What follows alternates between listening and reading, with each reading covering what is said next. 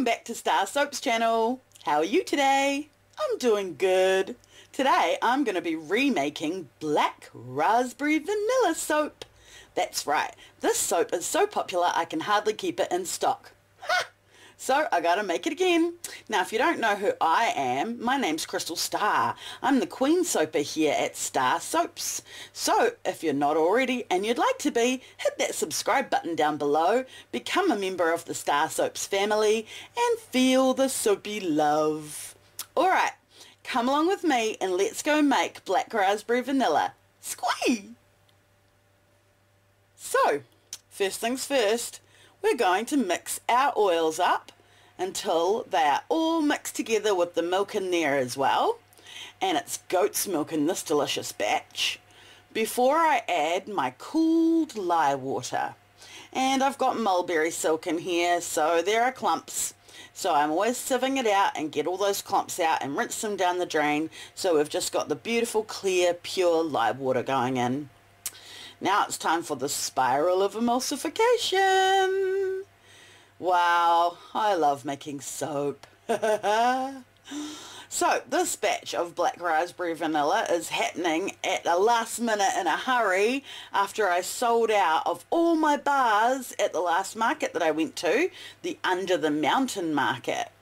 And yes, I've noticed that having a bath bomb or another product that can be easily sniffed that has the same fragrance as your soap is a really good way to sell your soap. So because I had made some bath bombs and they were black raspberry vanilla, people could smell the scent and they fell in love with it and then they bought up the bars of soap. So that's a cool little hint for you. I've always struggled with this because I wrap my soaps up in shrink wrap and it's kind of hard to smell the soap through that. And of course, as a customer, you want to know that you're going to like the way the soap smells. So I've tried having little end slices at my table, but they tend to lose their smell over time and intermingle with each other. And I've also tried having these little bottles of leftover fragrance that I put napkins into and then put those into a little envelope, and that also lost its scent over time. Plus, as you know, if you're a soap maker too, sometimes our fragrances smell quite different when they're out of the bottle versus once we've made them into a soap. I don't know why, don't ask me the science behind it, I don't understand. But I do know that the soap that we make tends to have a smell of its own, and that depends on what kinds of oils we use. And then of course we add our fragrance and the two smells come together, and that's how you get your final product. So I've got my micas all mixed up here with a little bit of the soap. I've got pink mica, I've got black magic mica, and I've got my purple berries mica. I also have in the other jug some berry pulp, cranberries namely, from a bush that grows at the end of our driveway, and a little bit of feijoa pulp as well. I find that the fruit pulp adds a lovely texture, and that's why it only goes into one portion of the soap, but it also helps to anchor the fragrance and really make the fruity notes pop. So I'm giving them all a little bit of a mix and making sure everything is well incorporated before I go ahead and add this fruity jug back into the big pot with the rest of the soap. It's going to be easier for me to work out of this bigger pot than it would out of the little jug, and this way I get a lot of soap with a little bit of fruit pulp in it. In the past, I have found that when I make produce soaps, I need to be a little bit light with how much produce I add. So less is more.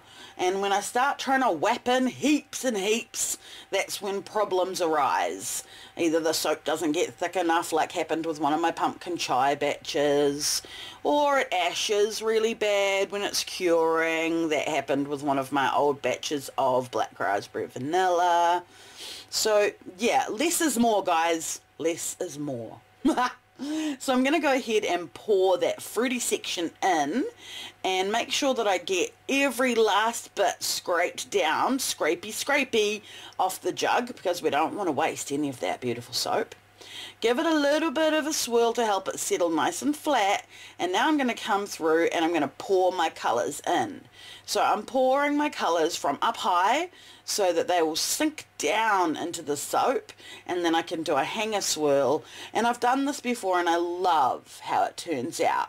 It looks really nice if you just use black and red or black and pink. You don't need to add the purple as well, but I love purple. I add it everywhere that I can. It's my favourite colour.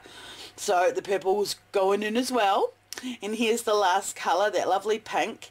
And these colours are really thin. The trace on them is super thin. So it's kind of like worked out differently again to last time. I'm still happy, but it's always keeping me on my toes, this soap making. So it's time to get our hanger tool and give it a pretty swirl underneath. I love hanger swirls. It's like Christmas. I don't know what I'm going to get when I open up my loaf the next day. So that's always exciting. I clean the edges of the mould and tap it all down, and now it's time to take the last bit of colour and squiggle it all over the top before it's time to come back with my wonderful toppers. Now I made these toppers using melt and pour for the berries and using cold processed soap for the little bit of piped cream, if you will. And before I add those, I'm going to go along with some gold. It's called what was it called? Something carrot gold. Can't remember, sorry. Something carrot gold mica. So this, it looks white on camera, but it's actually quite sparkly up close. So this first loaf, I'm just going to give it sort of a crazy swirl. I don't really have a plan here, just going back and forth and swirling it all in. But with the second one, I decided to try and make some of those little hearts. And I'm just showing you here what a dollop of the soap looks like on the end of my skewer with the mica. It looks so magical. You can see the black and the purple and the red, and then of course the gold. It's so cool.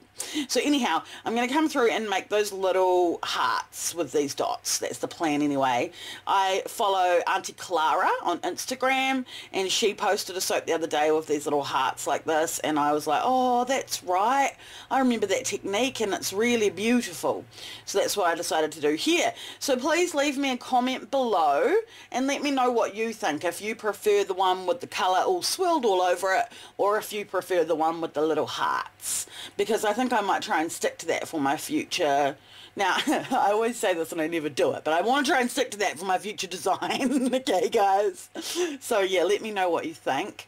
I realise as I go along with my toppers that I'm actually covering up the hearts. So don't worry, I'll come back later and add more.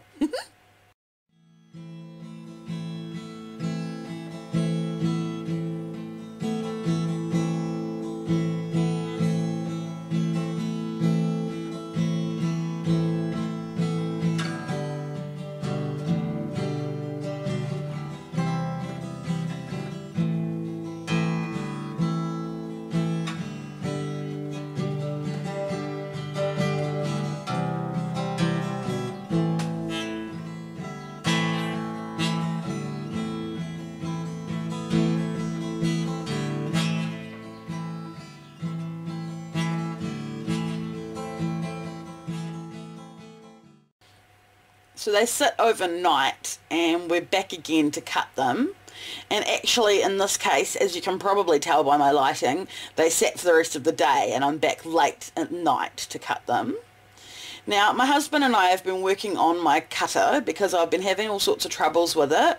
The strings kept on breaking and stuff. And if you watch these other videos of mine, you probably notice that sometimes my cutter only has 2 strings on it or whatever. So my husband put these rather thick strings on. And I'll tell you what, they don't break, but they are so thick that they sort of cause a few issues as I'm cutting the soap. So I'm still not happy. Sorry, hubby. So yeah, I cut the first loaf using this cutter because I'm still testing it out, and then the next loaf I use my little single marble cutter, and I do that off camera, and I just bring the soaps back to show you so you can see how these swirls turned out.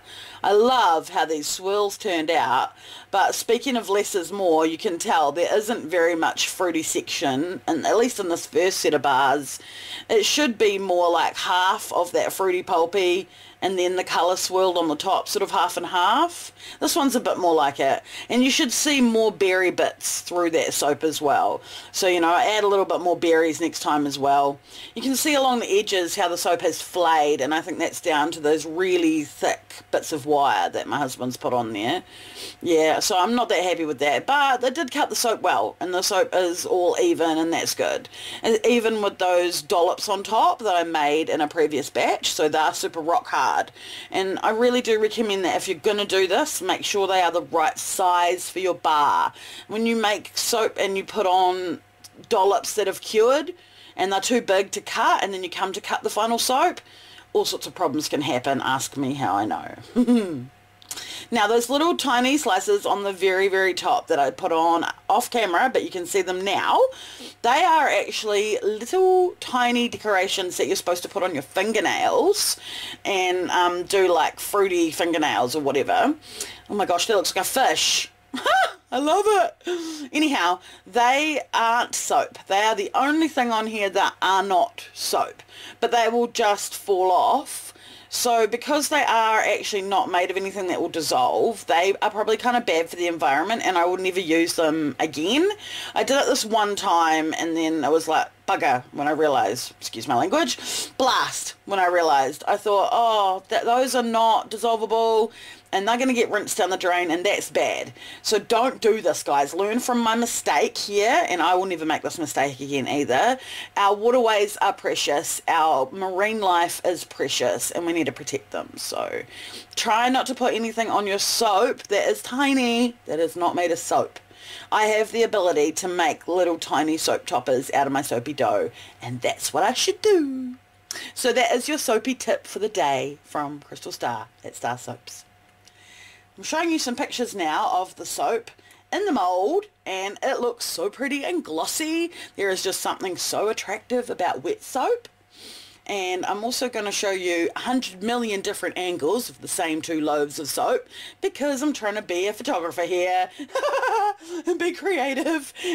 Give myself a lot of options for a thumbnail later. You know how it goes. And I'm doing it from different angles so you can see those berries too, because they look so cute. So I had leftover colours, and they went into all of these fun little moulds, and I had a lot of fun doing that. So I got some little tiny soap teddy bears, soap stars, soap flowers, soap berries, soap skulls, you know, soap bows, everything soap. And again, those will be the types of things that you use on top of a soap, not these little nail decorations. So oops. I honestly don't know what I was thinking. I just had them there in the soap room after me and the kids made slime together, and I had them for a slime recipe, and I just put them on there. It's like so daft. What a mare. Anyhow, if you would like to see the video where me and the kids are making slime, it's on my MummyStarr channel, so I'll leave a link below to that video and you can go check it out. And please subscribe to my MummyStarr channel. I would love that. If I got a few more numbers on there, I'll probably start uploading to that channel more regularly, and the kids love making videos with me.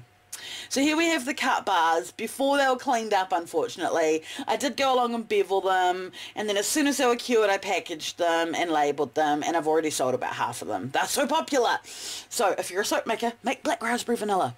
Alright guys, thank you for watching this video, and I hope to see you all again here next week.